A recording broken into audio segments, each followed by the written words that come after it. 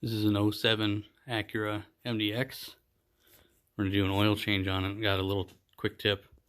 This will apply to all the second gen Acura MDXs and really quite a few cars besides. So the main problem is when you get underneath here, here's your oil filter right on the side of the engine, and it's right above this cross member.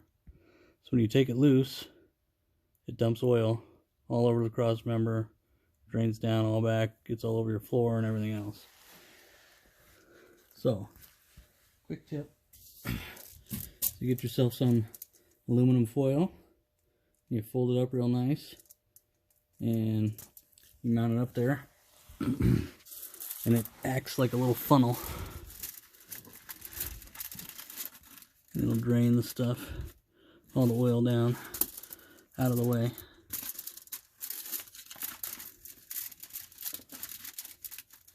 Into your oil pan. Here it is mounted.